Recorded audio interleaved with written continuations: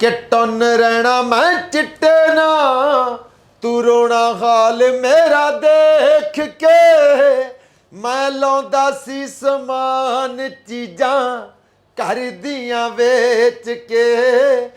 हल्का सा ड्रग लेके आओ उधर से 1 ग्राम 2 ग्राम और इधर ले आके आप किसी अनदर ड्रग एडिक्टेड को दे दो, है ना। तो जितने पैसे लोग 8 घंटे 10 घंटे काम करके कमाते थे उतना तो मैं 5 मिनट में कमा लेता हूँ, है ना। टीवी भी हुंदे हुंदे बची आ, मेरी किडनियाँ में इफेक्ट पड़ गया था, भोजन मुझे पचनों हट गया था, ऐसे निकल जाता था, सुपन दोष होना, नींद ना आना। कि पहले जाके गोली मैं अपने इस ब्रदर को मारूंगा, है ना, जिसने मेरे घर पे मैसेज लगाया। दूसरी रिहैब जो चला रहा उसके मारूंगा। तीसरे अपने बाप के मारूंगा, है ना। साल तुसी मान नहीं सकते भी शमशान घाट भी पैंदा रहा, वहाँ बॉडियाँ आनी, मैंने उनका कंबल उठा के अपने ऊपर ले लेना। वहाँ जो जली हुई बॉडियाँ होंगी उनके पास जल पड़ा होता था मटके में, मैंने वो उठाना, उससे पेपर सीधा करके उसे माल पा के लेटर ला के स्मोक कर रहा हूँ मैं।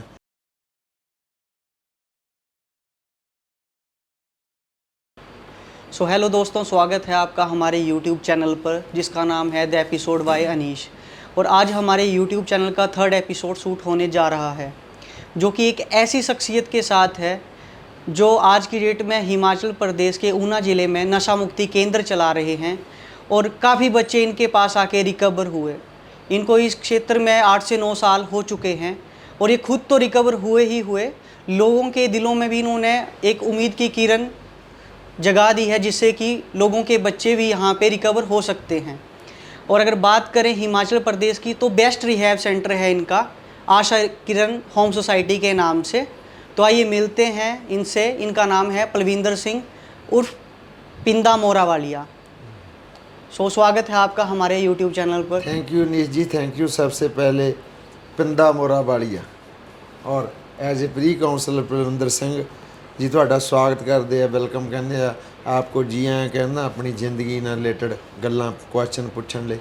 बाकी आस करदा भगवान अगे बेनती करदा भी हमारी इंटरव्यू ऐसी घटे कि लोगों के बच्चे हमारे वचन सुन के, आपके क्वेश्चन सुन के नशा मुक्त हो सके। सो बात करते हैं सर आपके पास्ट के बारे में। जी, तो आज की डेट में हिमाचल प्रदेश में अगर बात की जाए पर एज ए प्री काउंसलर एक आप हो जो चिट्टे के बारे में खुलकर बात करते हैं। और खुद तो आपने रिकवरी करी इस चीज़ से, लोगों के बच्चों को भी रिकवर कर रहे हैं और लोगों को भी रिकवर कर रहे हैं। तो सर अपने पास्ट के बारे में थोड़ा बताइए हमें कि आपका मतलब ये आपको कैसे नशे की लत लगी। सराहना करनी होगी आपकी नीश जी, आपके चैनल की, क्योंकि चैनल किसी का पेड हो, ऐड हो, भाई ये बिजनेस ऐसा ये आप खास करके आपने रिक्वेस्ट करके आप मेरा समा लेके आए, वक्त लेके आए, क्योंकि as a pre counsellor time नहीं होंदा ना, भाई सारा दिन काउंसलिंग करनी, पेरेंट्स काउंसलिंग करनी, पेशेंट काउंसलिंग करनी, फिर यानी कि ये इंटरव्यू ये उन्होंने बच्चों लिए ਜਿਹੜੇ ਲੱਖਾਂ ਹੀ ਡਰੱਗ ਐਡਿਕਟਡ ਆ, ਜਿਹੜੇ ਨਸ਼ਾ ਕਰਦੇ ਅੱਜ ਦੇ ਦਿਨ, ਉਹਨਾਂ ਨੂੰ ਇੱਕ ਉਮੀਦ ਦੀ ਕਿਰਨ ਆ ਬਈ, क्योंकि मैं तुसी कहने भी मैं खुल के गल कर लेना, नशा करना एक बीमारी है, एक पागलपन है। लेकिन नशे जब बंदे की जिंदगी में पहला नशा आ जाता है, बंदा चाहे भांग एडिक्टेड हो गया, चाहे ड्रग एडिक्टेड हो गया, चाहे अल्कोहल एडिक्टेड हो गया, चाहे निकोटीन है, स्मोक है, सेक्ट है, जर्दा है, खैनी चैनी कुछ भी है, दोबारा उससे फिर उम्र भर निकल नहीं पाएगा। क्योंकि वो जदों भी मैडिसिन नशा खांदा, जो उन्होंने छड्डदा उन्होंने डर लगता मैं मर जाऊँगा। जो ड्रग एडिक्टेड हो गया फिर तो डेथ ऑफ जोन है ना, वो ड्रग एडिक्टेड तो एक लास्ट स्टेज है जो आज के दिन बहुत बच्चे एडिक्टेड है।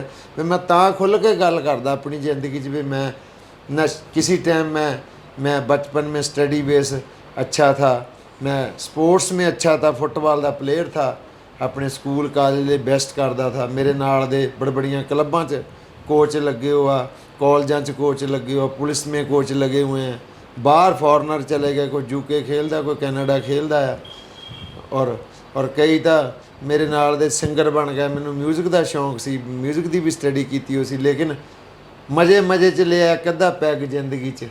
मैनू क्या पता सी भी शादी ब्याह में जाके पहले ज़िंदगी में मैंने बीर टेस्ट की, बीर से बढ़ते बढ़ते अल्कोहल पे आ गया, अल्कोहल से बढ़ा वो ड्रग एडिक्टेड हो गया। कदों पता नहीं लगा भी मेडिसिन कदों खादा, फीम कदों खादी, डोडे कदों खादे, पे दसन च क्यों शर्म महसूस कर, क्योंकि ये वो तो पहली ज़िंदगी की बात है ना, हाँ जी हाँ जी। वो तो मेरा पास्ट है। एडिक्शन का टाइम था, वो तो बंद दिमाग था, क्योंकि ये एडिक्शनों की बीमारी है, वो बढ़ती गई बढ़ती गई बढ़ती गई, दिन मोर का एडिक्शन है। चाहे सेक्सुअल प्रॉब्लम है, चाहे गुस्सा करना है, चाहे झूठ बोलना, चालाकी करना है, कोई क्रिमिनल हरकत करनी है। अज के दिन दसन डर नहीं लगता, क्योंकि मैं चाहता हूँ कि मैं दसा, खुल के दसा, हर चैनल ते दसा, हर इंटरव्यू दसा, हर पेरेंट्स नूं दसा, हर प्रशासन नूं दसा, डिपार्टमेंट नूं दसा, सरकारां गवर्नमेंट नूं दसा, बई तां कि ਜਿਹੜੇ ਲੱਖਾਂ ਬੱਚੇ ਡਰੱਗ ਐਡਿਕਟਡ ਹੈ, ਲੱਖਾਂ ਬੱਚੇ एडिक्शनों के एडिक्टड है, भांग एडिक्टड है, अल्कोहल एडिक्टड हो रहे हैं या हुए हुए हैं, वो इनसे निकल सके और अपना जीवन अच्छे से व्यतीत कर सके। सो भाई साहब, अगर फर्स्ट बात करूं मैं आपके नशे की लत के बारे में, तो कितनी एज से आपने नशा करना शुरू कर दिया था? मैंने 14-15 ईयर ओल्ड मैंने नशा अल्कोहल लेनी स्टार्ट कर दी थी। 15 साल की एज में? हाँ जी, उस टाइम पे आप मतलब स्टूडेंट ही होंगे? मैं 10+1 का स्टूडेंट थी जी। अच्छा। सो भाई मतलब धीरे धीरे मतलब ये नशा मतलब एक फ्रेंड सर्कल में बड़ा चिट्टे तक का सफ़र, या किस तरह से? नशा कोई भी ज़िंदगी में ना, चाहे निकोटीन के जरिए आए, चाहे भंग, चाहे कोई भी अल्कोहल, चाहे ड्रग है, पहले छोटा नशा ज़िंदगी च होंदा। किसी ने सैगट पी ली, जिदा मैं सैगट पी ली सी, फिर बीर पी ले, फिर शराब पी ली, तो हौली हौली नशे ज़िंदगी में आ जाते। फिर उस तो बाद मैं सुनिया कि थोड़ियां लड़ाइयाँ वगैरह भी हुई ने। नशेड़ी एटीट्यूड बिहेवियर से प्रॉब्लम से पीड़ित होंदा, उन्होंने गंदी आदत बोलते हैं, व्यवहार गंदे होंगे। अब जेड़ा नशा वही इंसान करेगा जो गुस्सा ज़्यादा करेगा, जेड़ा गाली गलोच करेगा, जेड़ा सेक्सुअल प्रॉब्लम्स होंदी है, भी हरेक लड़की ने रिलेशन बनाना चाहता है, रिश्ता बनाना चाहता है, जुआ खेलना चाहता है, झूठ बोलना चाहता है, लड़ाई झगड़ा करना, फिर नशा तो बढ़ेगा ही ना आगे आगे। तो मतलब जो आपके मतलब ये नशे के बाद जो ये नशा था आपका, साथ साथ नशा चलता रहा, फिर जैसे आपने बोला था कि बताया अपने बारे में कि आपकी लड़ाइयाँ वगैरह हुई, तो ये मतलब पुलिस स्टेशन तक भी गया यह मामला, या कैसे रहा? जब इंसान नशा करता ना, नशा करना एक पागलपन है, लेकिन वो दिन का एक एडिक्शन रोग है। विल एक बार अल्कोहल लेके नहीं, एक सोशल ड्रिंकर होंगे, सोशल नशेड़ी होंगे, एक एडिक्टड होंगे, उन्होंने नशेड़ी कहते हैं। वे भंग पीन लग पिया, भंगे ही पी जाएगा, अल्कोहल लेना शुरू करेगा, अल्कोहल। जब वो नशा ज़्यादा करेगा, उसका माइंड जो अच्छे रिसेप्टर है माइंड के, वो बंद हो जाते, फिर वो ऑटोमैटिक क्रिमिनल हरकत कोई करूँगा, कोई चोरी कर देता है, कोई रेप कर देता है, कोई मर्डर कर देता है। ऐसे मेरी भी बचपन में जब स्कूल में लड़ाई झड़ाई मैंने करने शुरू कर दिए, फिर पुलिस केस पड़ गया, फिर जेल चलेगा। वही मतलब ये नशे को लेकर जैसे बात करें आज के दौर में, कुछ लोग जो होते हैं खुशी का नशा करते हैं और कुछ गम से, तो मतलब आपकी लाइफ में ऐसी क्या घटना घटी कि आपको नशे की तरफ आप ज़्यादा आकर्षित हुए? कुछ पर्सनल ऐसा कुछ था? मेरे तो जैसे ना, मुझे घर से ये बीमारी रोग मिल गया, क्योंकि बचपन में मेरी मदर की डेथ हो गई थी। तो फादर साहब मेरे फार्मर थे, वो खेती बाड़ी करते थे, वो ज़्यादा बिजी रहते थे, वो घर नहीं रहते थे, तो कोई टेक केयर करने वाला नहीं था। मेरी दादी जी कनाडा में थे, मेरे दादाजी यहाँ भाखड़ा डैम पर काम करते थे, सुंदर नगर भी काम किया उन्होंने, वो नौकरी रिलेटेड थे, तो ज़्यादा कोई सामन टेक केयर करने वाला नहीं सी। पैसा आ रहा था ज़िंदगी में, बस पैसा फिर स्कूल से मज़े में बदल गया। फिर स्कूल भी अल्कोहल लेके चले जाना, जब क्लास मिस करनी, फिर सिगरेटां पीनियाँ, फिर किसी लड़की को छेड़छाड़ी करना, हरकतें करनी गंदियाँ मंदी। वही नशे के कारण आपके परिवार पे भी कुछ इम्पैक्ट पड़ा? मतलब परिवार जो है थोड़ा उस हिसाब से उनको ऐसा लगा हो कि नहीं यार, पर्सनल उनको डिप्रेशन या ऐसा कुछ? अनीश जी, बात ऐसी है, जिसका नाम ही नशा है ना, उसका नाम मतलब है, यानी कि मीन्स है भाई जीवन का नाश। या जिस घर में नशा बढ़ जाता, चिट्टा बढ़ जाता, भंग बढ़ जाती, अल्कोहल शराब बढ़ जाती, उस घर के सुख शांति आनंद तो गायब हो जाता। बाकी मेरे भी बड़ा, मैंने ज़िंदगी भर इसका बड़ा खमियाजा दिया, अपनी ज़िंदगी तो बर्बाद की है, अपनी फिजिकली प्रॉब्लम्स तो मुझे बड़ी रोग लगे हैं। टीवी भी होंदे बची आ, मेरी किडनियाँ में इफेक्ट पड़ गया था, भोजन मुझे पचनों हट गया था, ऐसे निकल जाता था, सुपन दोष होना, नींद ना आना, लेकिन मेरे डैडी, मेरे फादर साहब भी साइको हो गए थे, वो टेंशन में, डिप्रेशन में चले गए थे, उन्होंने भी बनना पैंदा था। मेरी सिस्टर की शादी हुई थी USA में, सेटल थे जीजा जी, उन्होंने भी छोड़ दिया उनको, उनका रिश्ता टूट गया क्योंकि वो कह रहे थे भाई तुम्हारा भाई ड्रग एडिक्टेड है, नशेड़ी है, हमने या तो हमसे रिश्ता रखो या उसको छोड़ दो। फिर मेरे ब्रदर से भी मेरे रिलेशनशिप ख़राब हो गए, वो मुझे बिन मिले कनाडा चले गए थे।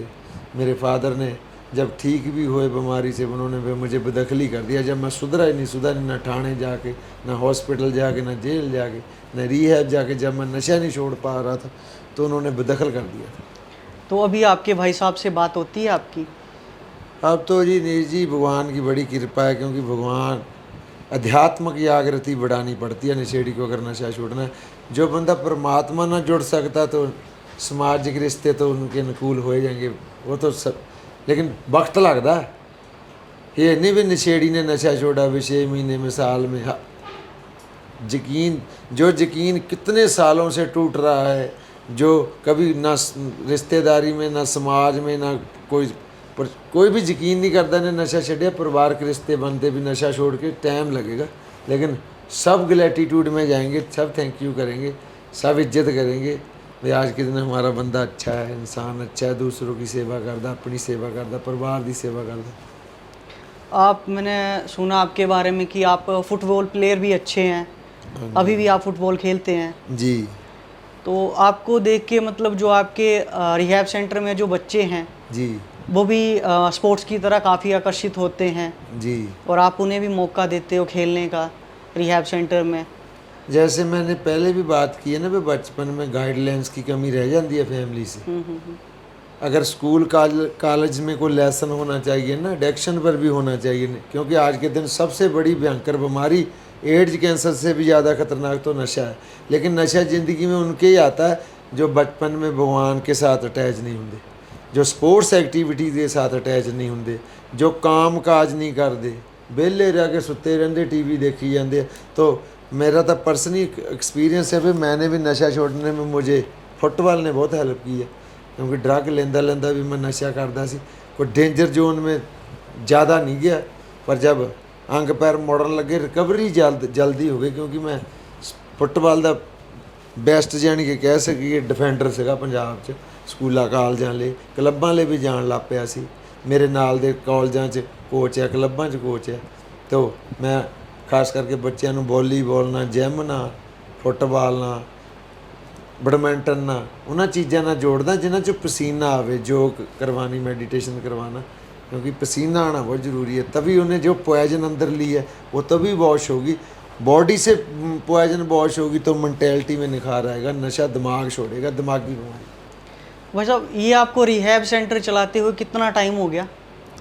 मुझे ऐसे तो पंजाब में भी मैंने 5-6 साल काम किया है, मारपुर में, बाकी हिमाचल में ये 9 ईयर हो गया मुझे, 2 साल हो गए। यहाँ ही ऊना में आशा किन होम सोसाइटी रिहैब में मुझे as a pre counsellor service कर देना भाई, मैं दूसरों को काउंसलिंग करता हूँ, पेरेंट्स को काउंसलिंग करता हूँ। यहाँ 9 साल हो गए। वही आप जब आप नशा करते थे उस टाइम पर आप खुद कितना टाइम रिहैब सेंटर में रहे?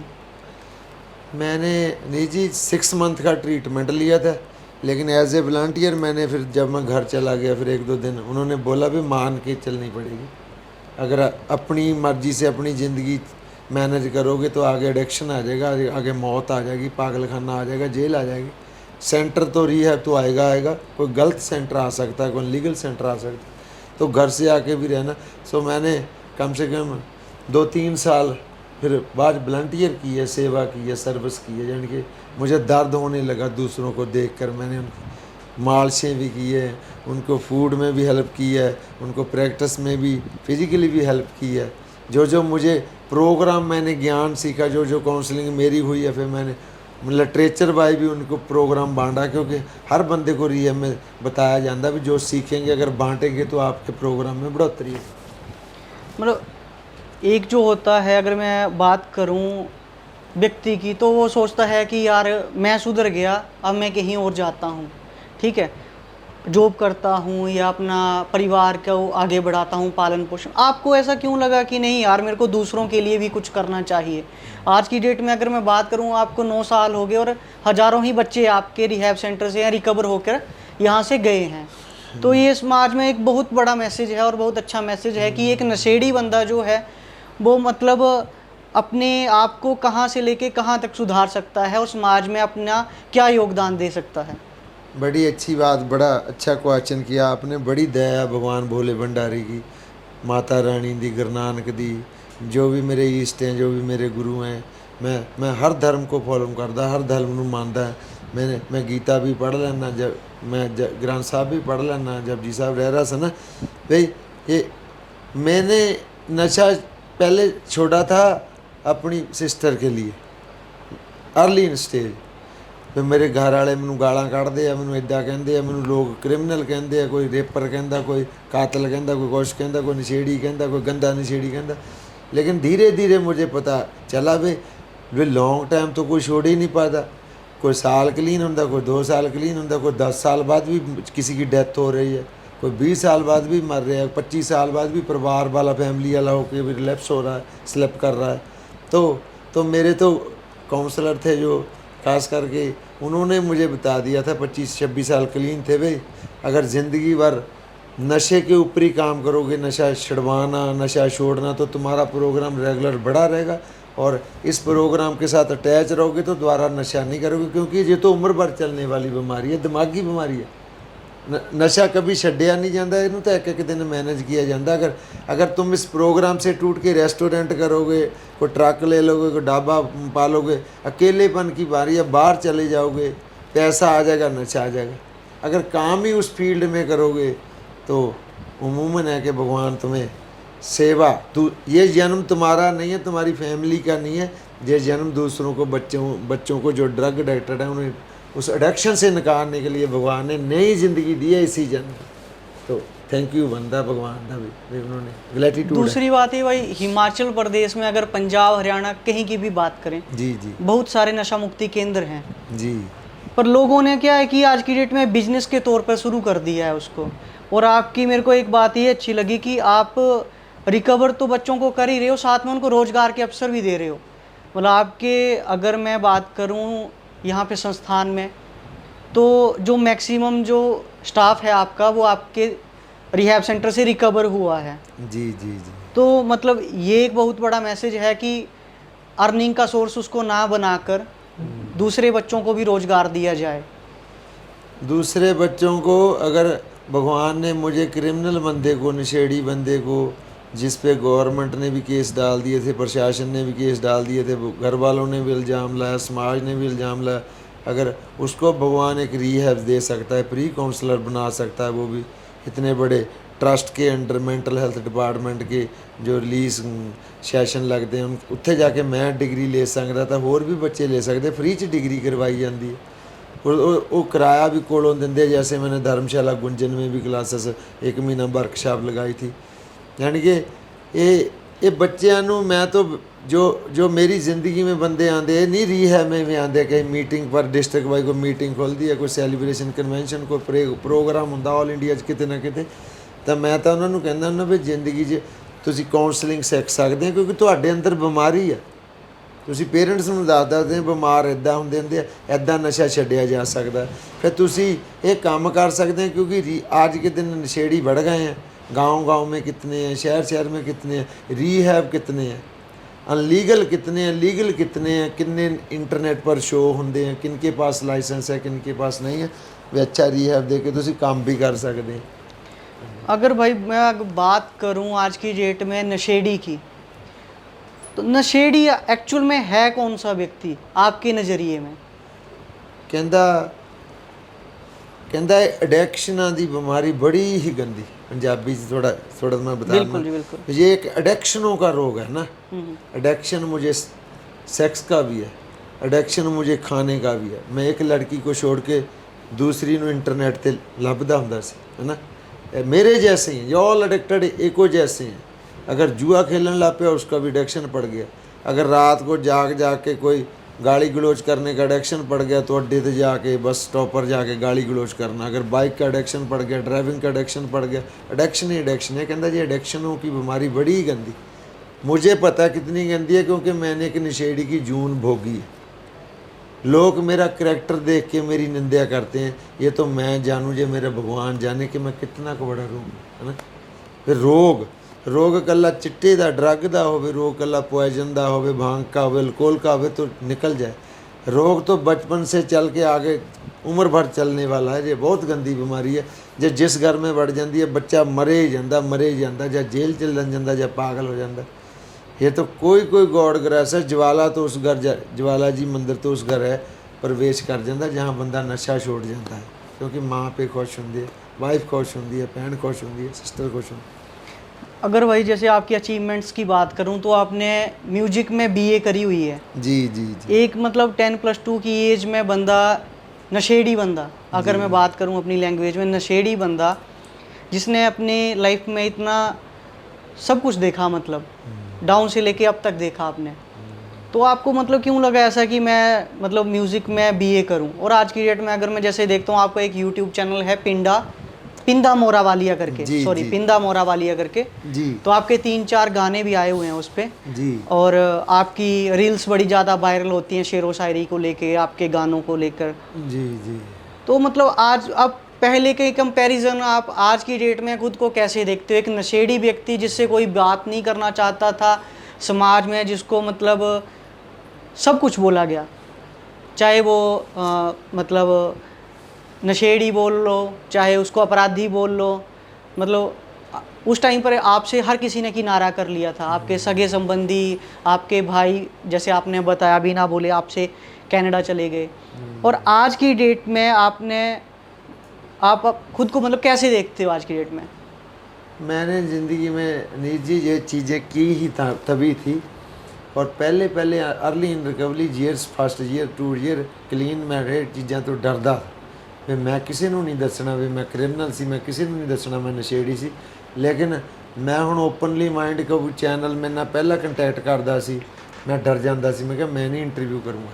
अब तो मैं, जो भगवान ने मुझे शब्द बख्शे हैं ना, वचन बख्शे हैं, ये वोकल उसकी बख्शी हुई है, ये तो ये ਮੈਨੂੰ ਪ੍ਰਾਊਡ ਹੁੰਦਾ ਆਪਣੀ ਬੋਡੀ ਤੇ, ਆਪਣੀ ਮੈਂਟੈਲਿਟੀ ਤੇ, ਆਪਣੇ ਗਿਆਨ ਤੇ। ਕਈ ਬੰਦੇ ਮੈਨੂੰ ਕਹਿੰਦੇ भगवान ने तेरे पर बहुत कृपा की। मैं क्या भगवान ने तो चलो एक जन्म दिया है ना, ये कृपा है, लेकिन जेलों से कैसे निकलना है, नशे से कैसे निकलना। आज के दिन नशेड़ी नशा छड्डन लगे भी डर दे भी अंग पैर मुड़ जाएगा, डेथ हो जाएगी, मर जाऊँगा, जे हो जाऊँगा। वो चीज़ा कुछ नहीं होंदा यार। इच्छा शक्ति जागनी चाहिए। अगर इच्छा शक्ति नशा करनू, क्रिमिनल बननू जाग सकती है तो म्यूज़िक की स्टडी करने को भी जाग सकती है, जो मैंने की है नशा छोड़ के। मैंने ब्रह्मा कुमारी इसका मेडिटेशन का सारा शिविर लगाए हुए हैं। Art of living Ravi Shankar वाला जी का योगा, उनके शिविर बहुत अटेंड किए हुए हैं। यानी कि मुझे पता भी नशा छड़ के योग भी करना पड़ेगा। म्यूज़िक थेरेपी है नशेड़ी को बिजी रखने के लिए। और मैंने म्यूज़िक की डिग्री इसलिए की है क्योंकि अमली बहुत अटैचड होंगे हैं वो, क्योंकि आशिकी करते हैं, प्यार करते हैं, किसी लड़की के साथ दिल टूट जाता है, फिर नशे में चले जाने। तो म्यूज़िक बहुत अच्छी लाइन है इनके दिलों तक पहुंचने की। अगर वही बात करें, जैसे पहले पंजाब को कहा जाता था उड़ता पंजाब के नाम से, जी। हिमाचल में आज की डेट में चिट्टा इतना ज़्यादा सक्रिय हो चुका है, चिट्टे के इतने ज़्यादा एडिक्टेड लोग हो चुके हैं। जी। मतलब सरकार को इसमें क्या इम्प्लीमेंट करना चाहिए कि चिट्टा मुक्त हो हिमाचल? जो ड्रग है ना, जो कली पंजाब की प्रॉब्लम ही नहीं है, हिमाचल की प्रॉब्लम नहीं है। ये अब कहते पंजाब उड़ता बन रहा है। मेरे तो भाई कनाडा में, वहाँ रिहैब है हमारे 3, है ना। जी। USA इतनी बड़ी, इतनी डेंजर कंट्री है सारी दुनिया के अतवादियों लिए, क्रिमिनल लोगों के लिए। उनके देश में कितने एडिक्टेड है, वहाँ प्योर ड्रग प्रोवाइड होता। तो सरकार को तो ये तो रिक्वेस्ट ही कर सकते हैं Punjab government, Himachal government, Indian government, Hindustan की गवर्नमेंट को, कि जैसे डिस्ट्रिक्ट वाइज हॉस्पिटल होंगे हैं ना, इतने गवर्नमेंट के रिहैब खुलने चाहिए, इतने बड़े। क्योंकि एक तो मैंने कई बार लेटर भी लिखे हैं, बोले भी हैं, बयान भी दिए हैं इंटरव्यू के जरिए, है ना, न्यूज़ के ज़रिए। वे जो स्टडी हमारी बचपन से, क्योंकि बचपन से ही बंदे एडिक्टेड शुरू हो जाते हैं। जो स्कूल कॉलेज हैं इनमें भी एक सेशन ऐड करना चाहिए। वे एडिक्शन कितना ज़िंदगी में आते हैं, जेल कैसे ज़िंदगी में आती है, बर्बादी कैसे आती है, नशा कैसे आता है, तो ये एक लेक्चर होना चाहिए। और दूसरा रीहैब होना बहुत ज़रूरी हो गया गवर्नमेंट के, क्योंकि कई फैमिलीज प्रोवाइड कर दी हैं प्राइवेट रीहैब को पैसे देने की, उन्होंने हिम्मत होंगी है। कईयां के पास पैसा नहीं होता मदर के लिए, सिस्टर के लिए। तो खास करके अगर पुलिस को पकड़ने के लिए लाते हैं ड्रग एडिक्टेड को, तो जो नशा छुड़वा रहे हैं, नशे के ऊपर काम कर रहे हैं, उनको गवर्नमेंट सरकारी गवर्नमेंट जॉब दे के और भी रीहैब, सरकारी फ्री रीहैब भी खोल सकती है, यानी कि बहुत कुछ कर सकती है गवर्नमेंट, बाकी कर रही है आज के दिन। दूसरी बात भाई ये कि अगर एक नशेड़ी व्यक्ति जो है वो चिट्टे के गैम्बलर को ट्रैक कर सकता है, तो पुलिस क्यों नहीं कर सकती उसको ट्रैक। मैं अगर बात करूं, हमीरपुर की बात करूं, कांगड़ा की बात करूं, मंडी की बात करूं, जी चिट्टा यहाँ पे तो उगाया नहीं जाता, आता तो अदर स्टेट से है, ठीक है।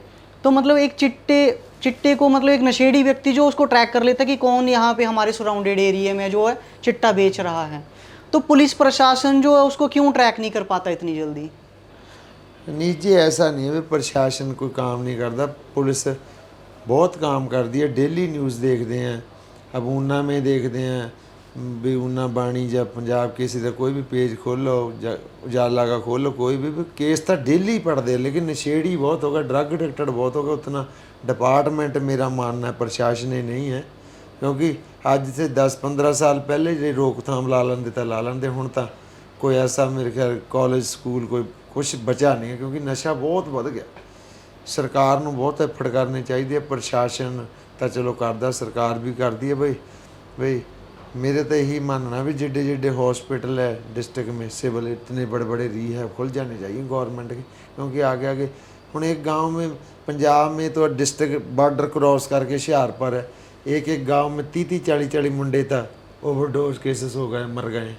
किन्ने बंदे आ जेडे HIV की दवा खा रहे हैं, किन्ने HCV की काले पीड़े की दवा खा रहे हैं, कितनों को TB हो रखी है। यानी कि रोग तो इतने ड्रग के जरिए ज़िंदगी में आते हैं भी ना कहने लगे भी डर लगता, क्योंकि हम तो रीहैब का काम करते हैं, ड्रग एडिक्टेड का करते हैं। कई वक्त तो हॉस्पिटल भी एडमिट नहीं करता, बड़े बड़े प्राइवेट लुधियाना वगैरह PGI कहते ले जाओ, PGI ले जाओ। वो ड्रग एडिक्टेड बीमारियां रोग सुन के वो भी डर जाते भी इन्हें मर जाना, खत्म हो जाना, क्योंकि प्रशासन काम करता। नशेड़ी बहुत बढ़ गए, किन्ने को ट्रैक कर। ड्रग की रोकथाम, ड्रग की डिमांड बढ़ेगी तो ड्रग कहीं ना कहीं बॉर्डर क्रॉस करेगा, कहीं ना कहीं से आएगा। थोड़ा जिहा ये चीज़ पर गौर करना पड़ेगा। तुसी अच्छा क्वेश्चन किया भी ड्रग आंदा तो बाहरों ही ना, पंजाब पैदावार इसकी ना हिमाचल में ना हरियाणे में, आंदा पता नहीं कितों है। तो ये प्रशासन अगे रिक्वेस्ट ही कर सकते हैं, सरकार अगे, गवर्नमेंट अगे, भी बॉर्डर की केयर करनी चाहिए है। सानू तो पता ना सी नशा पींदे होंदे सी, सानू सुनन च आउंदा सी भी कोई बस च आ जाता है, कोई इदा सैट दिंदा है, कोई मिलटरी एरिए ਨਾਲ सैटिंग कर लैंदा, कोई पता नहीं रब किन्ने लिफाफे उपरों भी सिट्टे जाते हैं।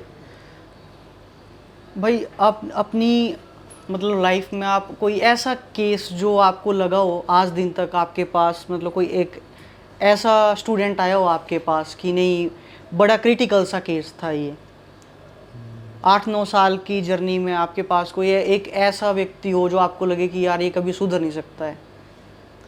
एक बंदा आया था जब मैं 3-4 साल जब मैं डिग्री करके काउंसलिंग करता था, फिर एक पेशेंट था मेरे पास, वो भांग लेता था। भांग ज़्यादा लेने की वजह से वो साइको प्रॉब्लम से चला गया, उसको मेंटली डिसऑर्डर, छोटी छोटी प्रॉब्लम्स लग गई, जिससे उसना घर ही उसका खाना भी बंद हो गया था, सोना भी बंद हो गया था, वो टेंशन डिप्रेशन का मरीज़ बन गया था। सो साइकेट्रिस्ट डॉक्टर को चेक करवाया, उसका यूरिन टेस्ट करवाया, कभी कभी उसकी टॉल्स वगैरह भी निकल जाती थी, कभी कभी क्या वोमिटिंग उल्टी वगैरह कितना कुछ होता था। पहले आ गया, बाद जब उसकी डेंजर जोन में डिटॉक्सिफिकेशन करवा के भी उसकी हेल्थ जो डेंजर जोन में जा रही, तो डॉक्टर साहब भी सजेस्ट कर रहे हैं भी एमरजेंसी में एडमिट करवा दो, सिविल में एडमिट करवा दो। सिविल में भी करवा दिया, तब भी उसकी भूख नहीं बढ़ी। फिर मैंने कहा भी इसकी फैमिली को बुलाते हैं, वे भेज देंगे। लेकिन गॉड ग्रेस, क्योंकि रीहैब भी भगवान का बख्शा हुआ एक अदारा होंदा, रीहैब पर भगवान की बड़ी नज़र होंदी। और मेरे माइंड में आ गया, क्योंकि मैंने नशे में तोड़ा तारशा में कितने जलंधर, फगवाड़े, लुधियाने, चंडीगढ़ हॉस्पिटल बदले हुए थे, तो मुझे डॉक्टर याद आए।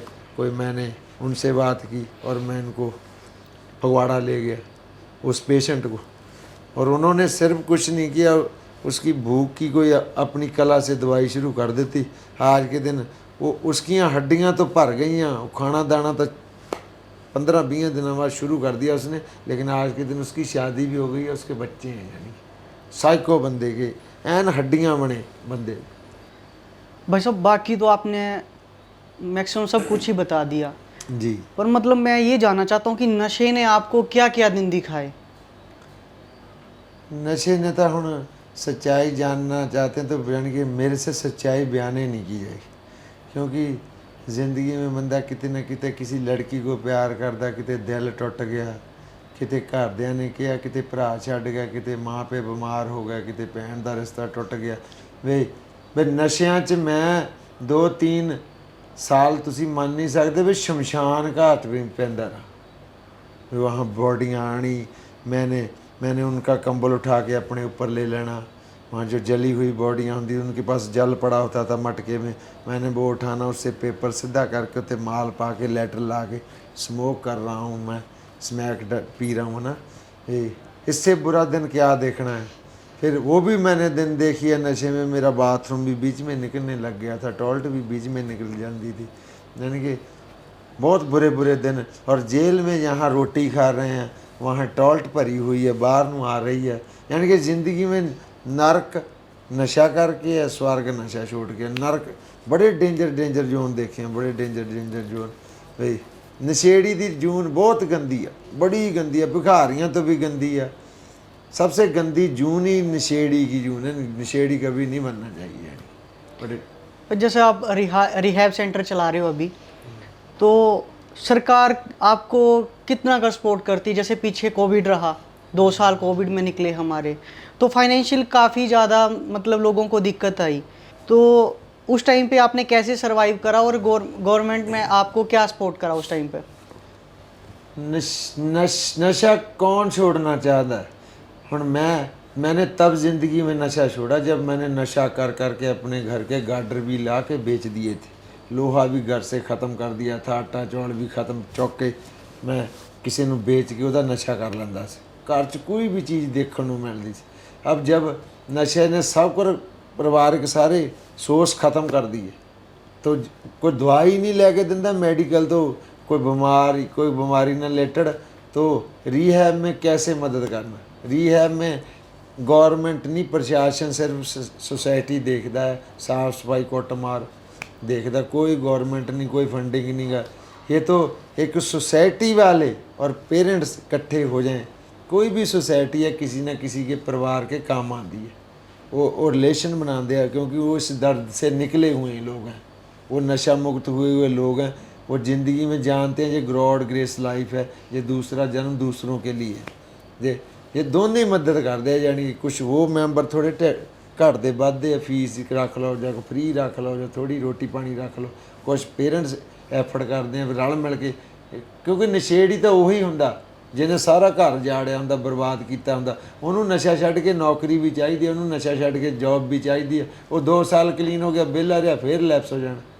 और गवर्नमेंट से तो रिक्वेस्ट है भी खास करके अगर ड्रग कढ़ना है देश चों, हिमाचल से निकालना है, पंजाब से निकालना है, तो जो नशेड़ी क्लीन हुए हैं, जो सोबर हुए हैं, उनके ऊपर फोकस करना पड़ेगा, उनको नौकरियां देनी ही पड़ेगी।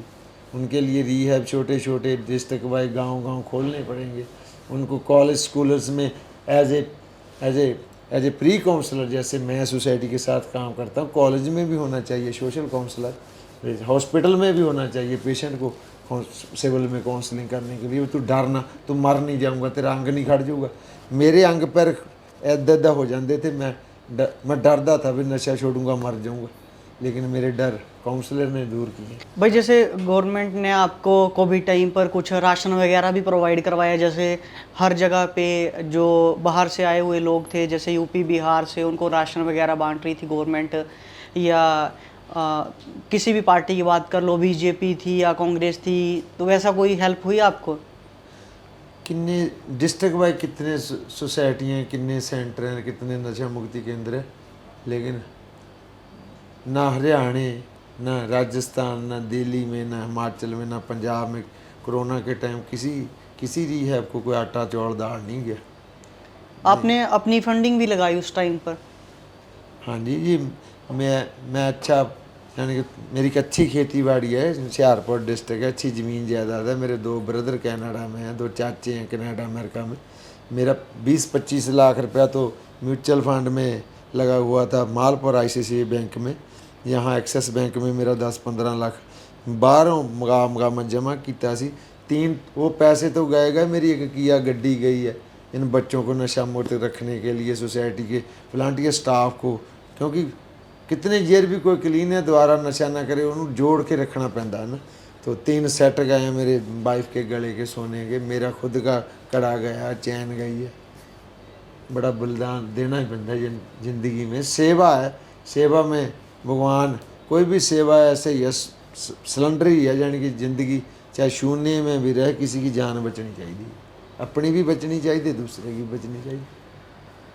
वही साहब, जैसे आपका YouTube चैनल है जी पिंदा मोरावाड़िया करके, जी जी, तो उसमें काफ़ी ज़्यादा जो आपके गाने हैं वायरल हैं, 3-4 गाने आ चुके हैं और लाखों के हिसाब से व्यूज़ हैं उस पर। जी जी। और इंस्टाग्राम पे भी आपकी काफ़ी ज़्यादा रील्स वायरल होती हैं आपकी शेरो शायरी को लेके, गानों को लेकर। तो कुछ अपनी कला का थोड़ा सा हमें बता दें, गाने को रिलेटेड या कुछ ऐसा। पता क्या बात है जी, म्यूज़िक ने ही तो, म्यूज़िक की तो देन है। इन्ने नशेड़ी गंदे मंदे कोई गाने आई जाते रिवॉल्वर पर कतलों ते अते होते, और मेरी तो, मैंने कभी भी ज़िंदगी में भी ऐसा गाना नहीं सोचा जो मुझे स्टार बना दे, पैसा दे दे, जिससे लाखों लोग बिगड़ जाएं, लाखों के घर के बच्चे मर जाएं। और मैंने ज़िंदगी में जितने भी गाने निकाले हैं, जितनी भी शेरो शायरी हैं, वो वही है, दूसरों को नशे से निकालने वाली। वो इसलिए थोड़े 2 मंथ पहला भी मेरा सॉन्ग आया चिट्टा, कि मैं नशा छड़ जिंदगी मां तेरे ना बतानी है। थोड़ी सी लाइन है ना, आप अगर अपने साज के साथ सुनाए तो। जी जी, मैं हारमोनियम बुला लेंदा जी। जिंदगी में भगवान ने नाम रतन उन्हें ना जुड़ के मैंने कुछ दिया, तो मैंने दखियारियां मामा ले जिन्हों के पुत नशेड़ी है उन्होंने लिए गीत कढ़िया, और मुझे सक्सैस भी मिली है। बहुत मामा भैन मैंने प्यार करन लग पईयां, वो तुहानू 2 बोल सुना। बिल्कुल जी, बिल्कुल। चिट्टा ड्रग, चिट्टा एक निरी मौत है, उन्हें बहुत डेथ हुई है, डिस्ट्रिक्ट वाई, गाँव वाई, स्टेट वाई, बहुत बंदे जेल गए, पागल बहुत होए चिट्टे कारण। चिट्टे ते मैंने गीत निकाला था ना, चिट्टा पड़ाने वाला, चिट्टा छुड़ाने। नशे के दौरान मैंने अपनी सिस्टर, अपनी मदर को कितना दुखी किया।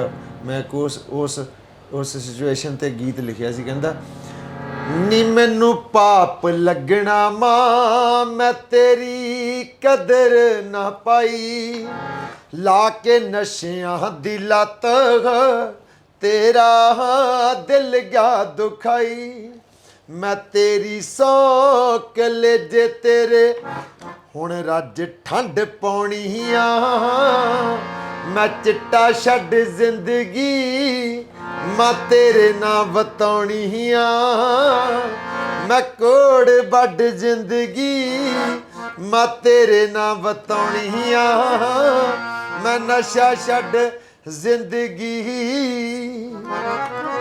अंदर नशे में मैं करता क्या क्या था कि टन रहना मैं चिट्टे ना, तू रोना हाल मेरा देख के, मैं लौंदा सी समान चीज़ां घर दियां वेच के, मैं लौंदा सी समान चीज़ां घर दियां वेच के, जे मैं तेरी हुंदी मन्नी हथ फड़दा ना पन्नी, हो लोकी कहंदे सी पिंदे नूं तां नशे च मौत आउणी आ, मैं नशे छड्ड जिंदगी मां तेरे ना बताउणी आ, मैं कोड़ बड जिंदगी।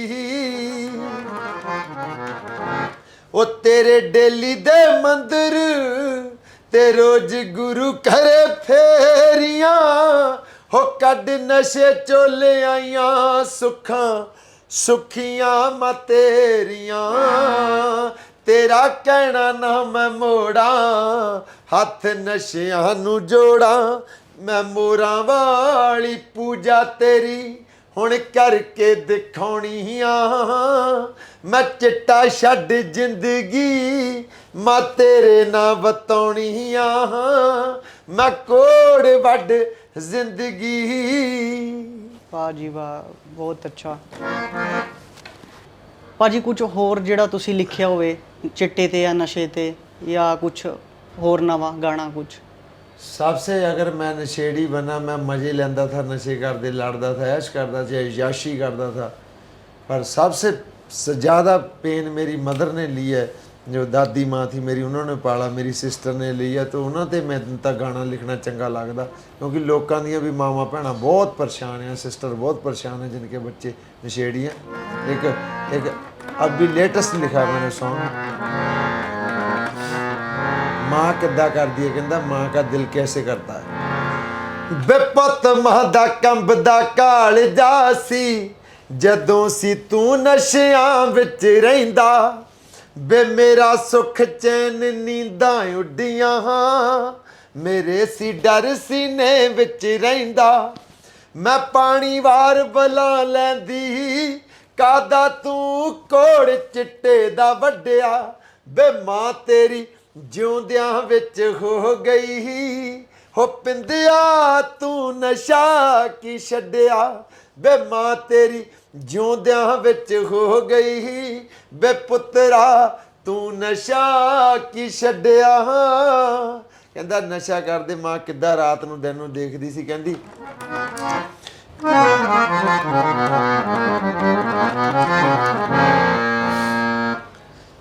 बेओ कालियां रातां नशे च तोड़ा तेरे वल देख देख मैं कटदी सी बे सिर घुटदी कदे घुटदी लत्तां कंबनी ना मेरी हटदी सी बे मौत तेरी नू किद्दां टाला अक के तैनू गड्डणियां गालां बे अक के तैनू कड्डणियां गालां ਕਿਨੇ ਤੈਨੂੰ ਲਾਇਆ ਕਿੱਥੋਂ ਤੂੰ ਲੱਗਿਆ ਵੇ ਮਾਂ ਤੇਰੀ ਜਿਉਂਦਿਆਂ ਵਿੱਚ ਹੋ ਗਈ ਵੇ ਪੁੱਤਰਾ ਤੂੰ ਨਸ਼ਾ ਕੀ ਛੱਡਿਆ ਵੇ ਮਾਂ ਤੇਰੀ ਜਿਉਂਦਿਆਂ ਵਿੱਚ ਹੋ ਗਈ ਵੇ ਪੁੱਤਰਾ ਤੂੰ ਨਸ਼ਾ ਕੀ ਛੱਡਿਆ।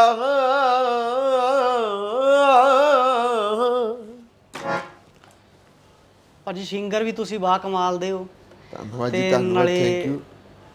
ਜਿਹੜੇ ਤੁਸੀਂ ਗਾਣੇ ਲਿਖ ਰਹੇ ਹੋ ਉਹ ਵੀ ਇੰਨਾ ਡੀਪਲੀ ਜਾ ਕੇ ਤੇ ਕਿਸ ਹਿਸਾਬ ਨਾਲ ਤੁਹਾਨੂੰ ਮਤਲਬ ਪ੍ਰੇਰਣਾ ਮਿਲਦੀ ਹੈ ਇਹਦੀ? ਕਹਿੰਦਾ ਚੀਕਾਂ ਪੈਂਦੀਆਂ ਸੀ, ਚੀਕਾਂ ਕਹਿੰਦਾ ਚਿੱਟੇ ਦਾ ਨਾਂ ਹੀ ਜਚਿਆ, ਨਸ਼ਾ ਬਹੁਤ ਭੈੜਾ ਸੀ। ਕਹਿੰਦਾ ਬਿਨ ਖਾਦਿਆਂ ਤੋੜਾਂ ਤਰਸ਼ਾਂ ਉਲਟੀਆਂ ਟੋਲਟਾਂ ਦਾ ਦੌਰ ਚੱਲਦਾ ਸੀ, ਚੋਰਾਂ ਬਲੈਕਰਾਂ ਤੋਂ ਕਿੱਥੋਂ ਮੇਰਾ ਛੁੱਟਦਾ ਖੇੜਾ ਸੀ। ਕਹਿੰਦਾ ਪਾਗਲਾਂ ਜੈਸਾ ਹਾਲ ਮੈਂ ਆਪਣੇ ਘਰਾਂ 'ਚ ਹੀ ਮਾਰਦਾ ਡਾਕੇ ਸੀ। ਕਹਿੰਦਾ ਅੱਜ ਦੇ ਦਿਨ ਮੇਰਾ ਟੌਰ ਕੱਢਣਾ ਤਾਂ ਬਣਦਾ ਕਿਉਂਕਿ ਮੈਂ ਮੌਤ ਨੂੰ ਮੁੜਿਆ ਹੱਥ ਲਾ ਕੇ ਸੀ। वो गल है वे मौत से बिल्कुल नज़दीक जाके वापस आए हैं। तो गायकी ऐसी होनी चाहिए कि किसी का बच्चा ओवरडोज ना हो, किसी का बच्चा ड्रग एडिक्टेड ना हो, कोई HIV पॉजिटिव ना हो, कोई HCV पॉजिटिव ना हो, कोई पागल ना हो, कोई पागल खाने ना जाए, कोई नशा मुक्ति केंद्र में ना जाए, यानी कि कोई जेल में ना जाए। और भगवान किसी के बच्चे को नशेड़ी ना बनाए, चाहे गरीब रखे चाहे अमीर रखे, दुख सुख तो ज़िंदगी का हिस्सा। नशेड़ी ना किसी घर में पैदा हो, वो तो घर का ही सर्वनाश हो जाता, वो घर ही ख़त्म हो जाता, डेड हो जाता जहाँ नशेड़ी पैदा हो जाता। इसलिए गायकी भी एक भगवान ने बाणी बख्शी हुई है। ये गायकी व्यापार के लिए नहीं है, बिजनेस में के लिए नहीं, स्टार बनने के लिए नहीं, ये तो गुरबाणी है, भजन बंदगी है। वे दूसरों की ज़िंदगी में ये एक आशा की किरण, आस की किरण लेके आती है। वे वो भी मुझे देख के नशा छोड़ सकते हैं, वो भी मुझे देख के क्लीन हो सकते हैं, रिकवर हो सकते हैं, आगे इस बीमारी को मैनेज करने के योग बन सकते हैं। बिल्कुल जी, बहुत बढ़िया भाई साहब। सो हम आशा किरण के एक ऐसे पेशेंट से आपको मिलवा रहे हैं जो यहाँ पे रहकर रिकवर भी हुए और आज एक अच्छी ज़िंदगी जी रहे हैं। और उन्हीं के थ्रू जो है हमें रीच करा गया पिंदा भाई के बारे में बताया गया कि ये आशा किरण करके ऐसे रिहैब सेंटर चलाते हैं, तो उनकी भी एक स्टोरी है जो हम अपनी ऑडियंस को बताना चाहेंगे। तो बात करते हैं मनप्रीत अटवाल जी से। अनीश जी, आपका तहे दिल से स्वागत है, आपकी सारी टीम का, और आप आज के दिन हमारे साथ रूबरू हुए हैं, आपका बहुत बहुत धन्यवाद। सो भाई साहब, आप अपनी जर्नी के बारे में थोड़ा बताएं कि मतलब कैसे आपने एक ड्रग एडिक्ट से लेके अभी तक रिकवरी पेशेंट, और आप जो समाज में अपने आप को रिप्रेजेंट कर रहे हैं आज के टाइम में, अपने बारे में ज़रा बताएं। आपने नशा कहाँ से शुरू करा? अनीश जी, आपने बहुत अच्छा सवाल किया मेरे को। मैं भी एक छोटी उम्र में, है ना, स्कूल में पढ़ता मैं नशा करने लग गया था। 9th स्टैंडर्ड में मैं पढ़ता था। उस टाइम पे मेरी ज़िंदगी में शराब का नशा आ गया, है ना, क्योंकि मेरे को बचपनों में एटीट्यूड की प्रॉब्लम थी। मेरे बचपन के एटीट्यूड ख़राब थे, है ना, वो दिन पर दिन बढ़ते गए। वो पता नहीं लगा, एक दिन ऐसा मोड़ आ गया जिस दिन मैं नशा करने लग गया, है ना। और परिवार मेरा मेरे पे, है ना, बहुत ज़्यादा विश्वास करता था, और मैं उस चीज़ का नाजायज़ फ़ायदा उठाता रहा, है ना। और एक टाइम ऐसा आया, फिर मेरी ज़िंदगी में चिट्टे का दौर आ गया, है ना। मैं चिट्टा नशा करने लग गया, है ना। उसके बाद मैं उसमें बढ़ता गया, है ना। मेरे को कुछ पता नहीं चला, मेरी ज़िंदगी के 4-5 साल कहाँ बीत गए, कब नहीं, है ना। कब मैं स्कूल लाइफ में नशे को लग गया, कब मेरा स्कूल फिनिश हो गया, कॉलेज लाइफ में भी चला गया, फिर भी मैं नशा करता रहा, है ना, कंटिन्यूसली। उसके बाद 2015 में ऐसा मोड़ आता है, मैंने इतना ज़्यादा नशा किया होता है, मेरा एक्सीडेंट हो जाता है, मेरे को कोई बाइक पहचान के मेरे को कोई उठाता है, कोई हॉस्पिटल लेके जाता है ना, मेरे को पता नहीं वो कौन होता है कौन नहीं, है ना। फिर मैं ओवरडोज हुआ पड़ा होता हूँ सड़क के किनारे, है ना। उसके बाद मेरे को हॉस्पिटल लिया जाता है, मेरी पहचान कराई जाती है ना, कौन है, कहाँ से है। फिर मेरे परिवार को पता चलता है कि ये नशे का आदी हो गया, है ना, क्योंकि मेरे परिवार को तो पता ही नहीं था, कभी हमारे परिवार में कोई ऐसा कोई शख्स ही नहीं था, कोई मेंबर ही नहीं था जो हमारे परिवार में ऐसा नशा करे, है ना। क्योंकि मैं एक सिख परिवार से बिलोंग करता हूँ, है ना। हमारे परिवार में सारे, है ना, गुरुद्वारा साहिब, मंदिर मस्जिद जाने वाले हैं, है ना, वो सभी धर्मों को मानते हैं। तो उस टाइम पे मेरी फैमिली को पता चला, है ना, फिर मैंने लुधियाना से मेडिसिन ली, पर उस टाइम पे मेरे को पता नहीं था कि नशा छोड़ना कैसे है। और उसके बाद फिर मैं जितना टाइम मैं मेडिसिन खाता रहा। तो जैसे कि बात करें आपकी स्टडी, आपने स्टडी क्या करी हुई है भाई साहब? अनीश जी, मैंने स्टडी इंडिया से मैंने +2 ही की है नॉन मेडिकल स्ट्रीम में, और मैं बढ़िया नंबर लेके मैं पास हुआ हूँ, क्योंकि मैं शुरू से बचपन से मैं लाइक होता था पढ़ने के लिए, क्योंकि मेरे को हर एक चीज़ में मज़ा आता था। मैं जैसे मैंने आपको पहले बताया कि मेरे को एटीट्यूड प्रॉब्लम थी, है ना, एडिक्शन की बीमारी थी। जब मैं पढ़ता था तो मैं रात बार पढ़ता ही रहता था, है ना। मैं, ठीक है, दिन पर दिन मैं कोई देख नहीं रहा था कि क्या टाइम है क्या नहीं है ना। मैं लगातार ही पढ़ाई करी जा रहा था, है ना, कंटिन्यूसली। तो पढ़ने लिखने में मैं ठीक होता था, उसकी वजह से उस चीज़ का मैं नजायज़ फ़ायदा उठाता था, क्योंकि घर वाले देखते थे कि इसके पढ़ाई में मार्क्स अच्छे आ रहे हैं, अच्छे नंबर आ रहे हैं, है ना। तो वो मेरे पे यकीन करते थे, और जितनी मैं उनको ट्यूशन की फ़ीस बोल दूँ, स्कूल की बोल दूँ, वो मेरे को दे देते थे। मैंने आपके बारे में सुना कि आप आईलेट्स करी थी, आप कनाडा भी गए थे उसके बाद? हाँ जी, मैंने +2 करके पहले मैंने इंडिया 1 साल कॉलेज में एडमिशन भी ले रखी थी, है ना। वो उसके बाद मैं साथ आइलेट्स भी करता रहा। आइल्स करके मैंने, है ना, फिर मैं कनाडा चला गया, ठीक है। कनाडा गया मैं, कनाडा जाके मैं 7-8 महीने में ठीक रहता हूँ, फिर वहाँ पर जाके मैं फिर नशा करने लग जाता हूँ। वो मेरी ज़िंदगी में वहाँ कनाडा जाके फ़ीम से नशा शुरू होता है, फिर मैं फ़ीम खाने लग जाता हूँ, 1-2 बार फ़ीम खाता हूँ। फिर उसके बाद मैं शराब पीने लग जाता हूँ, है ना। शराब की लत लग जाती है मेरे को, ऐशी की लत लग जाती है बहुत ज़्यादा, घूमने फिरने की, है ना। वो मैंने स्पोर्ट्स कारें देखनी, मैंने उनको देख के आकर्षित होना, मेरा भी दिल करना कि मैं भी गाड़ी लूँ, है ना, कि मेरे साथ अच्छी लड़की हो, गाड़ी हो, सब कुछ हो मेरे पास, है ना। क्योंकि मेरे को, जैसे मैंने बताया कि मोर एंड मोर की बीमारी थी बहुत ज़्यादा, कि मेरे को ये भी मिल जाए, ये भी मिल जाए, क्योंकि हार्ड वर्क मैं करना नहीं चाहता था, इजी चाहिए था मेरे को सब कुछ। तो ऐसे ही वो मेरा वहाँ पर जाके भी मेरा नशा बढ़ता गया। वहाँ पे मैंने फॉइल पेपर से पीना शुरू किया। उसके बाद फिर वो दिन पता नहीं कब आ गया जब मैं इंजेक्शन लगाने शुरू कर दिया, है ना। सुबह मैं जब उठता था, उठते टाइम ही मैंने, है ना, पहले मैंने फ़ीम खानी है ना, फिर वो दोस्तों की आंखों में मैंने अच्छा बनने के लिए कि ये मेरे घर पर ना बता दे, है ना, उनके सामने मैंने फ़ीम खानी, और जैसे ही मैंने वॉशरूम जाना वहाँ पर जाके मैंने इंजेक्शन लगाने हैं, है ना, 1 लगाना, 2 लगाने, 3 लगाने, वो पता ही नहीं चला दिन में मैं 25-25 इंजेक्शन कब लगाने लग गया, वो दौर कब आ गया मेरी लाइफ में। मैंने सुना आपके बारे में कि आपने कनाडा में जाके चिट्टा बेचना भी शुरू करा था कुछ टाइम पे। हाँ, क्योंकि मेरे जैसा बंदा, मैंने जैसे बताया कि मेरे को इजी चाहिए था सब कुछ, है ना, हार्ड वर्क करने के लिए मैं तैयार नहीं था, वो चीज़ें मैं नहीं कर सकता था, है ना, जो एक आम नॉर्मल इंसान कर सकता है। तो वहाँ पर मैंने देखा कि जो डीलर्स हैं यार, ये भी तो है ना कि काम नहीं करते, कुछ नहीं करते हैं, ठीक है, हल्का से इतना सा सामान उधर से लेके आते हैं और वहाँ दे देते हैं, तो इनको पैसे बन जाते हैं।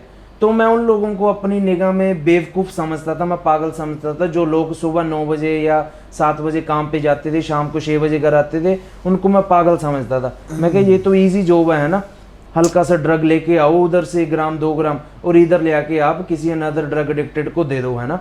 तो जितने पैसे लोग 8 घंटे 10 घंटे काम करके कमाते थे, उतना तो मैं 5 मिनट में कमा लेता हूँ, है ना। तो वो चीज़ ने मेरे को और ज़्यादा, है ना, मेरी एडिक्शन में बढ़ोतरी कर दी। मैं दलदल में, मतलब और ज़्यादा मैं धंसता गया, उस चीज़ में मैं फंसता गया।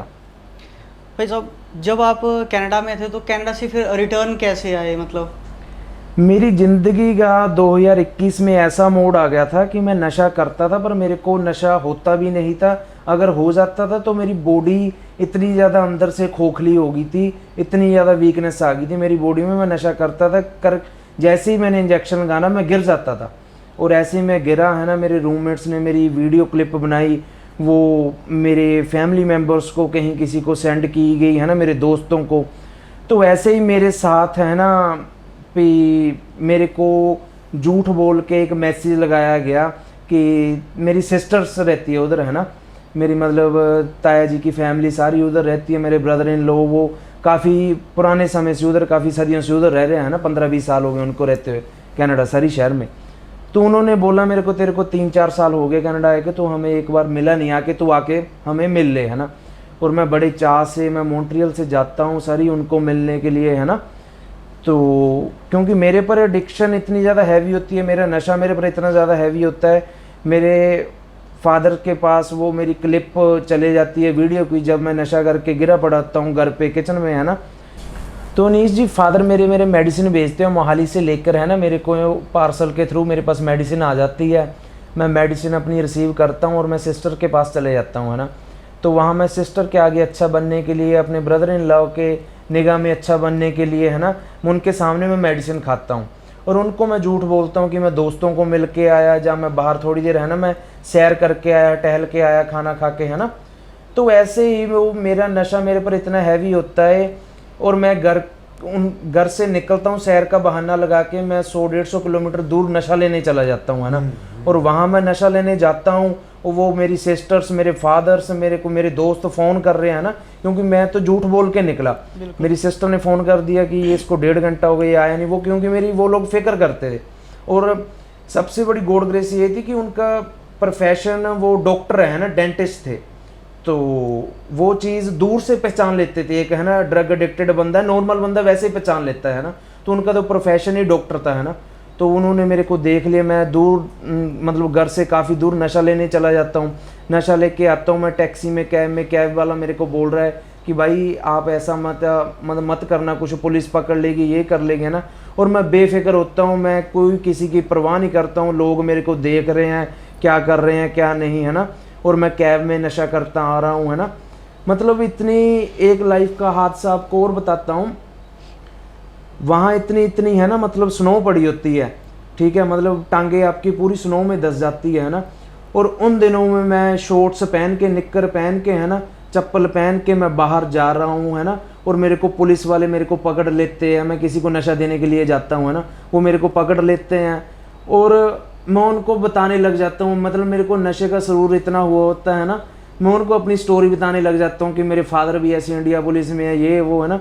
वो लोग मेरे को बोल रहे हैं कि तू ये क्या कर रहा है ना, वो पहचान लेते हैं मेरे को। मतलब उन्होंने भी उस चीज़ पे, मतलब मेरे पे कोई पुलिस का एक्शन नहीं लिया।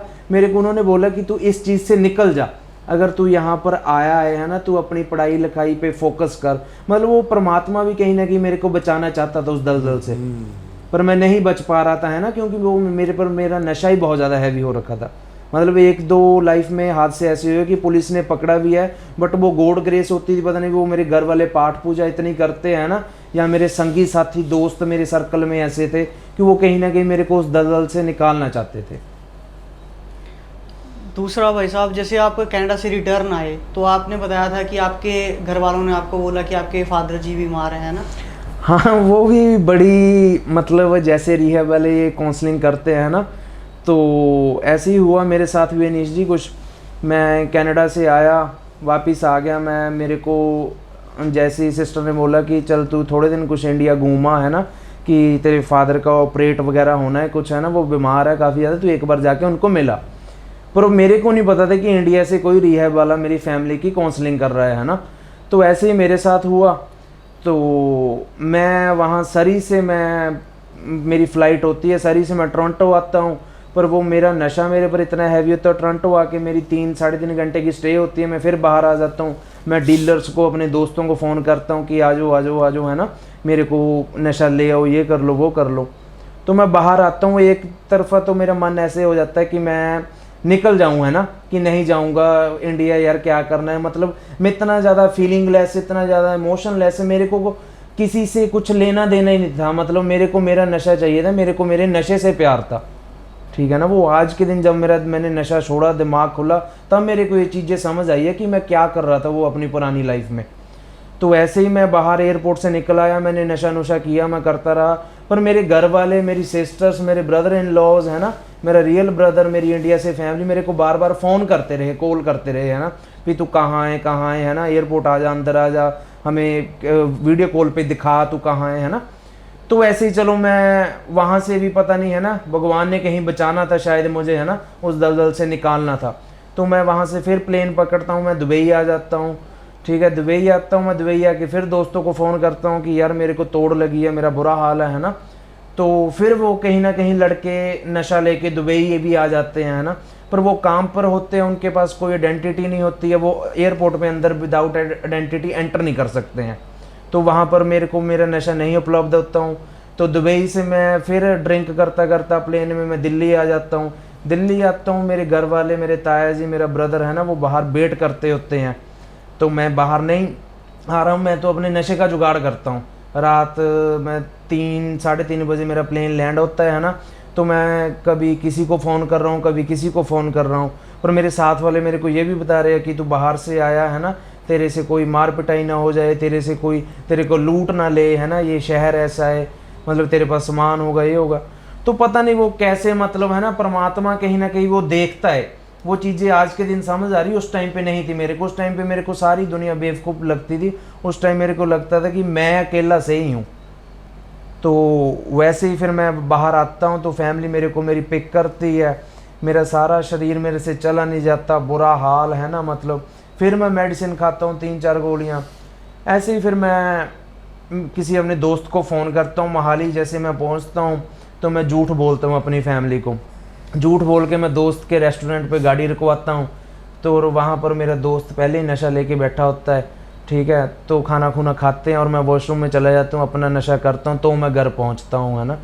तो जैसे ही फिर मैं घर आता हूँ, घर आके फिर मेरे को तोड़ लगी होती है, नशे की क्रेविंग होती है, फिर नशा लेता हूँ मैं।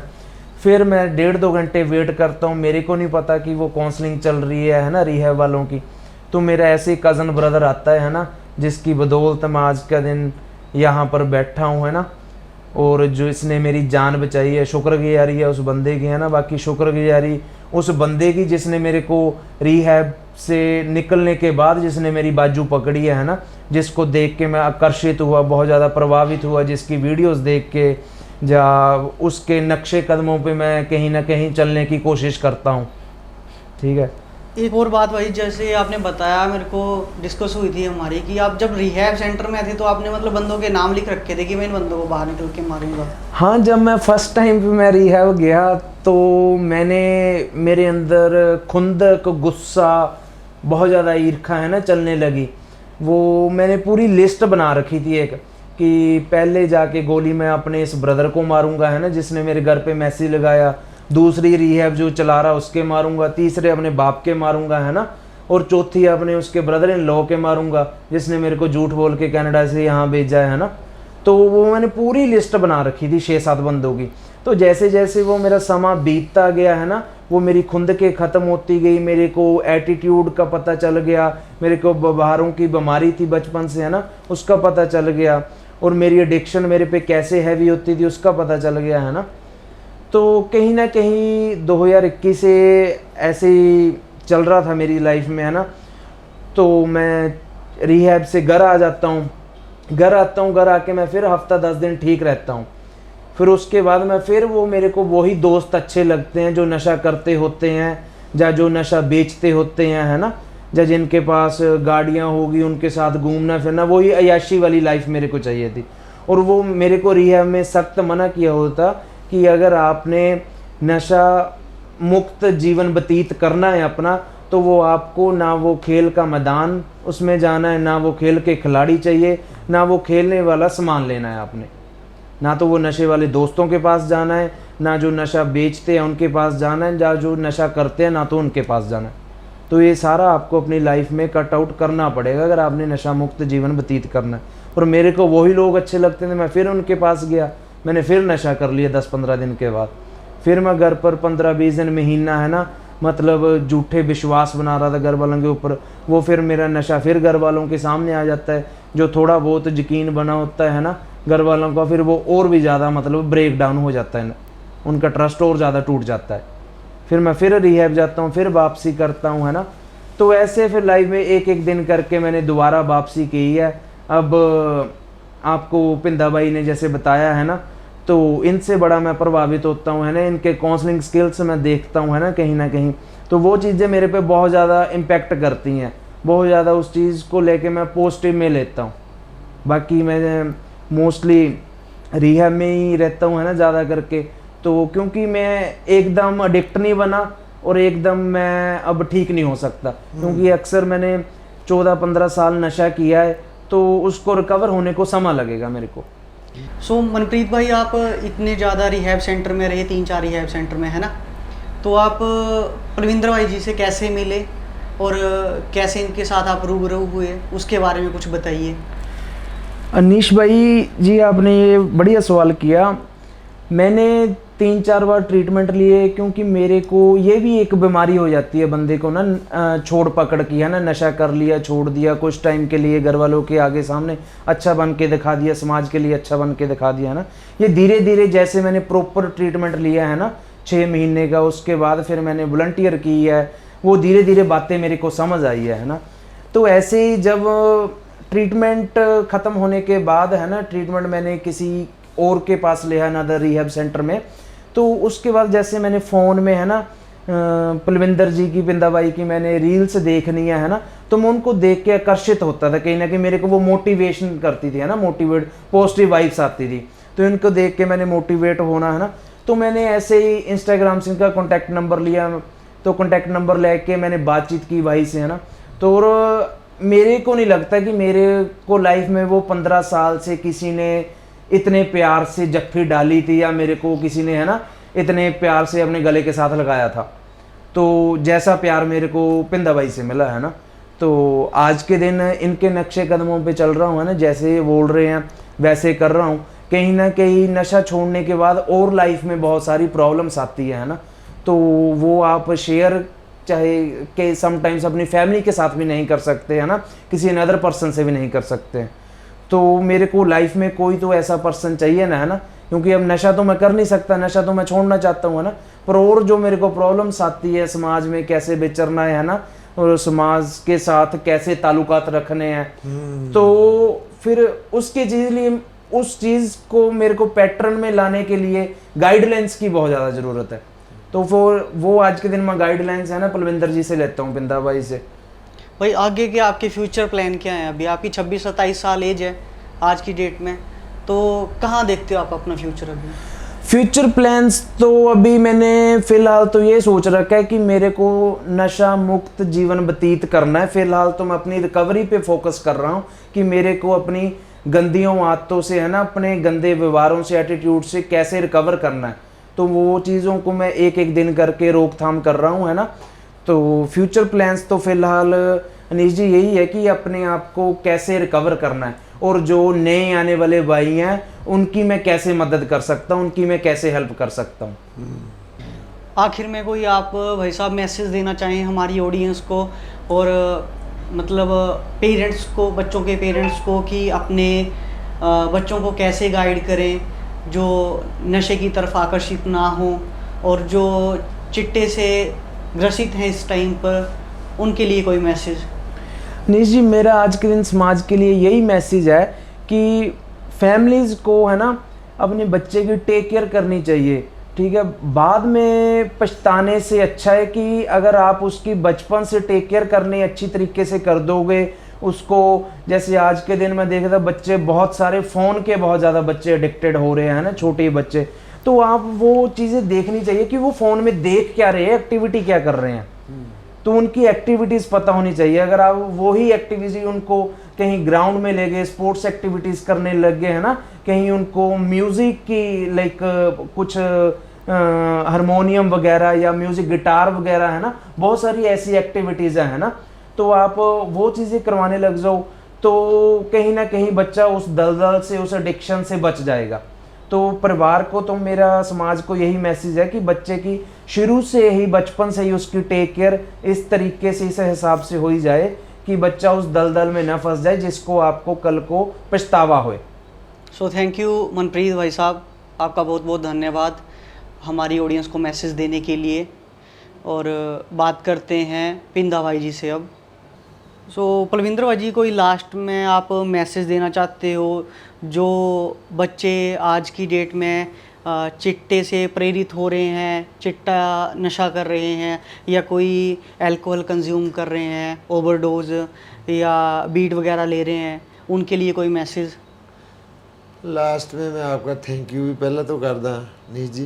बाकी मैसेज यही है यूथ को, यंग जनरेशन को, जो ड्रग एडिक्टेड है, भांग एडिक्टेड है, अल्कोहल एडिक्टेड है, मैं मन बना के नशा छड्डिया जांदा जी। दूजी गल है पेरेंट्स नूं भी एक मेरी सुजैशन है बई जे उनको सिम्टम पता लग जाते हैं ना भी साडा बच्चा नशेड़ी एडिक्टेड है, भी कोई ना कोई हरकत कर रहा है, कोई ना कोई जल्दबाजी कर रहा है, घर नहीं आ रहा, फूड नहीं ले रहा टाइम टू टाइम, मैं जल्दी उन्होंने ट्रीट करा लेने। इस तो पहला कि देर हो जाए, ਉਹਦੀ ਡੈਥ ਹੋ ਜਾਵੇ ਜਾਂ ਓਵਰਡੋਜ਼ ਹੋ ਜਾਵੇ ਜਾਂ ਕੋਈ ਪਾਗਲ ਹੋ ਜਾਵੇ ਜਾਂ ਕੋਈ ਬਿਮਾਰ ਹੋ ਜਾਵੇ, ਕੋਈ ਰੋਗ ਲਾ ਲਵੇ। ਦੂਜੀ ਗੱਲ ਹੈ ਸਮਾਜ ਨੂੰ ਵੀ ਮੇਰਾ ਤੁਹਾਡੇ ਚੈਨਲ ਦੇ ਮਾਧਿਅਮ ਨਾਲ ਇੱਕ ਮੈਸੇਜ ਸੁਨੇਹਾ ਹੈ, ਜਦ ਕੋਈ ਵੀ ਨਸ਼ੇੜੀ ਨਸ਼ਾ ਛੱਡਦਾ ਕਹਿੰਦਾ ਨਸ਼ਾ ਛੱਡਣ ਛਡਾਉਣ ਵਾਲੇ ਨੂੰ ਇੱਥੇ ਨਹੀਂ, ਨਸ਼ਾ ਵੇਚ ਦੁਆਰਾ ਕਰ कोई नहीं तुसी बोलो। ਕਹਿੰਦਾ ਨਸ਼ਾ ਵੇਚਣ ਬਕਾਉਣ ਵਾਲੇ ਨੂੰ ਇੱਥੇ ਹਰ ਕੋਈ ਸਾਥੀ ਦੱਸਦਾ ਹੈ ਜਿੰਦ ਦਾ, ਨਸ਼ਾ ਛੱਡਣ ਛਡਾਉਣ ਵਾਲੇ ਨੂੰ ਰੱਬਾ ਹਰ ਕੋਈ ਫਿਰਦਾ ਕਿਉਂ ਨਿੰਦਦਾ। ਕਹਿੰਦਾ ਕਈਆਂ ਨੇ ਰੌਲਾ ਇੱਥੇ ਜਾਂ ਤਾਂ ਧਰਮਾਂ ਦਾ ਚੱਕਿਆ, ਉਹ ਜਿਹੜਾ ਬੋਲੇ ਸੱਚ ਤੇ ਕਰੇ ਤਰੱਕੀ ਉਹ ਨਾ ਬਚਿਆ। ਕਹਿੰਦਾ ਇਸ ਦੋਗਲੀਦਾਰੀ ਦੁਨੀਆਦਾਰੀ ਤੋਂ ਅਸੀਂ ਜਿੱਦਾਂ ਜਿੱਦਾਂ ਪਿੱਛੇ ਹਟਦੇ ਰਹੇ, ਇੱਕ ਤੇਰਾ ਨਾਮ ਧਿਆ ਕੇ ਦਾਤਾ ਸਾਰੇ ਦੁੱਖ ਅਮਲੀ ਦੇ ਘਟ ਦੇਗਾ। यानी कि समाज ਨੂੰ अमली ਨੂੰ निंदना नहीं चाहिए। जैसे कैंसर है, जैसे एड्स है, किसी की टंगड़ी टूटी हुई है, किसी की अक्खां नहीं है, कोई रीढ़ की हड्डी टूटी हुई है, कोई अंधा है, कोई भोला है, ऐसे अमली भी एक बीमारी है ना, रोग है। बीमार की हेल्प करनी चाहिए, चाहे वो नशे से निकल रहा है, चाहे वो नशा छोड़ के किसी का छुड़वा रहा है। ਇਹ ਨਹੀਂ ਵੀ ਉਹਨੂੰ ਗਾਣਾ ਕੱਢਣੀਆਂ ਚਾਹੀਦੀਆਂ, ਉਹਨੂੰ ਸਨਮਾਨ ਕਰਨਾ ਚਾਹੀਦਾ ਪ੍ਰਸ਼ਾਸਨ ਨੂੰ, ਸਰਕਾਰਾਂ ਨੂੰ, ਪੰਚਾਇਤਾਂ ਨੂੰ, ਸਕੂਲਾਂ ਨੂੰ, ਕਾਲਜਾਂ ਨੂੰ, ਕਿਉਂਕਿ ਉਹਨੇ ਜਿੱਥੇ ਜਿੱਥੇ ਜਾਣਾ ਉਹਨੇ ਇੱਦਾਂ ਇੱਦਾਂ ਦੇ ਬਚਨ ਬੋਲਣੇ ਆ ਜੋ ਦੂਜਿਆਂ ਦਾ ਘਰ ਬਚਾਉਂਦੇ, ਜੋ ਦੂਜਿਆਂ ਦੀ ਜ਼ਿੰਦਗੀ ਬਚਾਉਂਦੇ ਆ। मेरे मानने में आज के दिन नशा मुक्ति के अंदर संसार में काम करना, नशा मुक्त समाज ਨੂੰ ਕਰਨ ਲਈ काम करना और ਬਜ਼ੁਰਗों को ਸਾਂਭਣਾ, टेक केयर करना, दुखियारे ਬੰਦਿਆਂ ਨੂੰ भोजन देना, भुखिया ਨੂੰ भोजन देना, किसी की गरीब की धी ब्याह देनी, किसी की लड़की की शादी कर देनी गरीब की, ये सबसे उत्तम सेवा है। बाकी नीश जी मेरा और मेरी टीम की ओर से आपका, आशा के परिवार की ओर से आपका थैंक यू है भी आप यहाँ चल के आए। बाकी भगवान करे भी मैं मेरे तो पहले बहुत कृपा है भगवान की। रिहैब में भी मेरी सेवाएं लेंदा, मीटिंग पर भी लेंदा, सेलिब्रेशन कन्वेंशन भी लेंदा। जिन्होंने जिस तरह भी नशा छोड़ना, घर बैठ के छोड़ना है, कई फ़ोन कॉल कर लेंगे। बाकी मैं तो ऑडियंस को भी कहूँगा भाई, जनता को भी जागरूक करूँगा भाई, ऐसे चैनल को सब्सक्राइब जरूर करो, ऐसी वीडियो जरूर देखो, जरूर सुनो, जरूर शेयर करो, ऐसे चैनल को जरूर प्रमोट करो जो दूसरों की ज़िंदगी बनाते हैं। और ऐसे ਬੰਦਿਆਂ ਨੂੰ ਜ਼ਰੂਰ ਗ੍ਰੈਟੀਟਿਊਡ ਜਾਓ ਜੋ ਦੂਸਰਿਆਂ ਦੇ ਪੁੱਤਾਂ ਦੇ ਨਸ਼ਾ ਛਡਾਉਂਦੇ ਆ। ਬਾਕੀ ਦਾ ਐਪੀਸੋਡ ਬਾਈ ਅਨੀਸ਼, ਮੈਂ ਤੁਹਾਡੇ ਚੈਨਲ ਦਾ ਵੀ ਕਹਿੰਦਾ ਦਰਸ਼ਕਾਂ ਨੂੰ ਵੀ ਸਾਰੇ ਉਹਨੂੰ ਫੋਲੋ ਕਰੋ ਫੇਸਬੁੱਕ, ਇੰਸਟਾਗ੍ਰਾਮ ਔਰ YouTube ਤੇ, ਕਿਉਂਕਿ ਚੰਗੇ ਕੰਮਾਂ, ਜੋ ਵੀ ਚੰਗਾ ਕੰਮ ਕਰਦਾ ਕਿਸੇ ਵੀ ਖੇਤਰ 'ਚ ਜੋ ਅੱਛਾ ਕੰਮ ਕਰਦਾ ਉਸका ਥੈਂਕ ਯੂ ਬਣਦਾ, ਉਹਨੂੰ ਅੱਗੇ ਲਿਆਉਣਾ ਚਾਹੀਦਾ। ਬਾਕੀ बहुत बहुत शुक्रिया। भगवान करे आपके चैनल में अच्छी बरकत हो, अच्छी रहमत हो, और भी सेवा ले।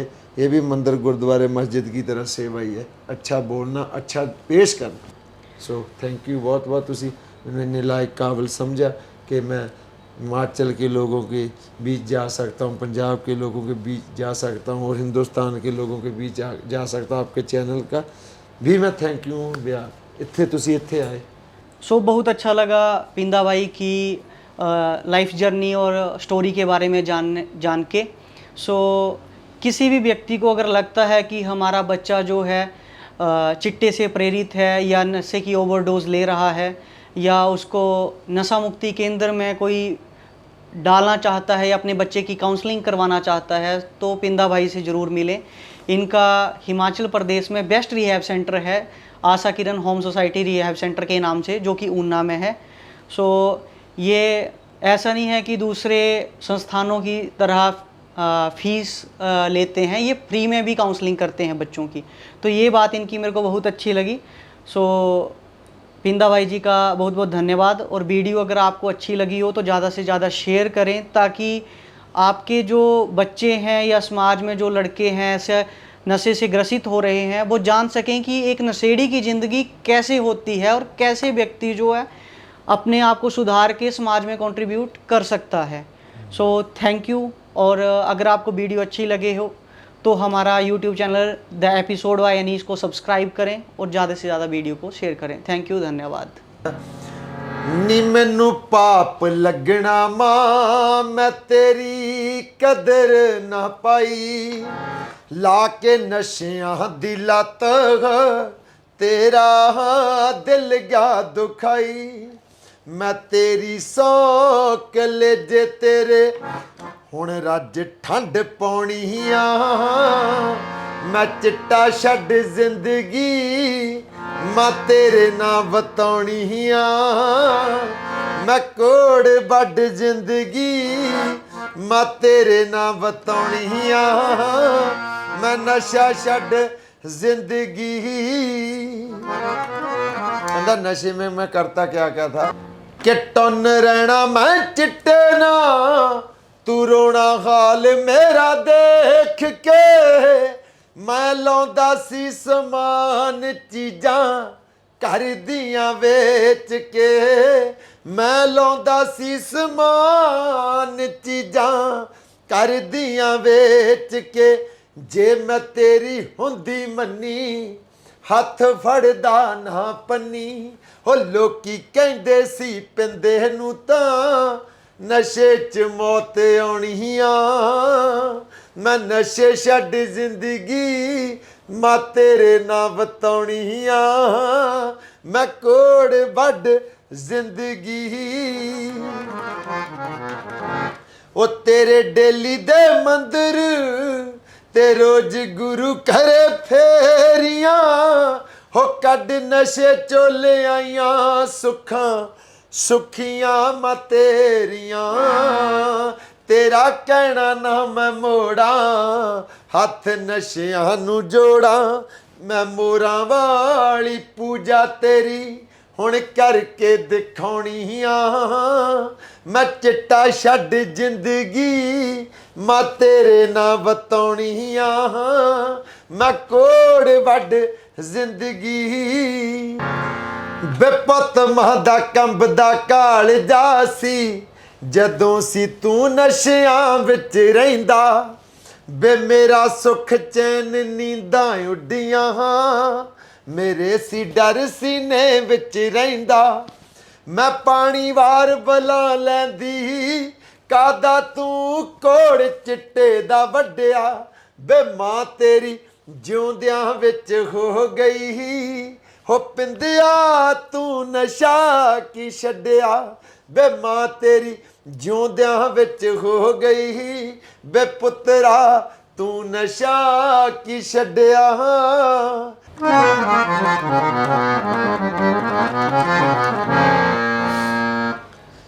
ਬੇ ਉਹ ਕਾਲੀਆਂ ਰਾਤਾਂ ਨਸ਼ੇ 'ਚ ਤੋੜਾਂ ਤੇਰੇ ਵੱਲ ਦੇਖ ਦੇਖ ਮੈਂ ਕੱਟਦੀ ਸੀ ਬੇ ਸਿਰ ਘੁੱਟਦੀ ਕਦੇ ਘੁੱਟਦੀ ਲੱਤਾਂ ਕੰਬਣੀ ਨਾ ਮੇਰੀ ਹਟਦੀ ਸੀ ਬੇ ਮੌਤ ਤੇਰੀ ਨੂੰ ਕਿੱਦਾਂ ਟਾਲਾਂ ਅੱਕ ਕੇ ਤੈਨੂੰ ਗੱਡਣੀਆਂ ਗਾਲਾਂ ਬੇ ਅੱਕ ਕੇ ਤੈਨੂੰ ਕੱਢਣੀਆਂ ਗਾਲਾਂ ਕਿਨੇ ਤੈਨੂੰ ਲਾਇਆ ਕਿੱਥੋਂ ਤੂੰ ਲੱਗਿਆ ਵੇ ਮਾਂ ਤੇਰੀ ਜਿਉਂਦਿਆਂ ਵਿੱਚ ਹੋ ਗਈ ਵੇ ਪੁੱਤਰਾ ਤੂੰ ਨਸ਼ਾ ਕੀ ਛੱਡਿਆ ਵੇ ਮਾਂ ਤੇਰੀ ਜਿਉਂਦਿਆਂ ਵਿੱਚ ਹੋ ਗਈ ਵੇ ਪੁੱਤਰਾ ਤੂੰ ਨਸ਼ਾ ਕੀ ਛੱਡਿਆ